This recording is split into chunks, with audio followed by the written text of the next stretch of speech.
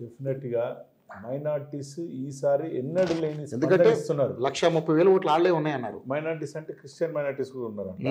So ఎవరైనా సరే ఈసారి మాత్రం మోడీ గారికి సపోర్ట్ చేస్తామని చెప్పడం జరుగుతుంది. మైనార్టీస్ మా ఎమ్మడి తిరుగుతున్నారు కూడా.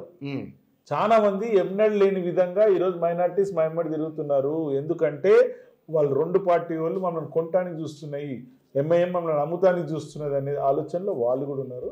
సో ఈసారి మైనార్టీస్ ఏరియాలో బాగానే ఓట్లు పడతాయని మేము అనుకుంటాం. ఓకే, లంకల దీపక్ రెడ్డి గారు ఎంతో కాలంగా ఈ జూబ్లీస్ నియోజకవర్గంలో ప్రయత్నం చేస్తూ ఉన్నారు. సో ప్రతిసారి కొంచెం ప్రాబ్లం అంటే మీకు ఓటమే ఎదురవుతుంది. మరి ఈసారి మీకు గెలుపు అవకాశాలు ఎంతవరకు ఉన్నాయని మీరు అనుకుంటున్నారు? ఎందుకంటే ఇక్కడి నుంచే కిషన్ రెడ్డి గారు ఎంపీగా మంచి మెజార్టీ రావడం జరిగింది ఈ నియోజకవర్గం నుంచి. సో ఎలా ఉన్నాయి పరిస్థితులు, ఎలా ఉన్నాయి? నేను ఎప్పటి నుంచో ట్రై చేస్తానండి. లాస్ట్ టైం కాంటాక్ట్ చేసిన ఎన్నడూ లేని విధంగా ఇక్కడ నాకు ఓట్లు వచ్చినాయి. అంతకంటే ముందు 5-6 వేలు వస్తే నాకు 26,000 ఓట్లు వచ్చినాయి. అది కూడా లాస్ట్ డే ఇచ్చారు సీట్ నాకు. దాని తర్వాత కిషన్ రెడ్డి గారు ఎలక్షన్స్ వస్తే అక్కడ నేను చెప్పాము, దానికి మాకు కూడా ఆల్మోస్ట్ డబుల్ ఓట్లు ఇచ్చిండ్రు. సో ఇప్పుడు ప్రజల దగ్గర పోతే అంతకంటే ఎక్కువ స్పందన ఉన్నది. అన్నికంటే ఎక్కువ కమ్యూనిటీ అసోసియేషన్ వాళ్ళు, బస్తీ నాయకులు అందరూ కూడా ఫస్ట్ టైం అప్రోచ్ అవుతారు. అంతకుముందు భయపడుతుంటే గోపీనాథ్కి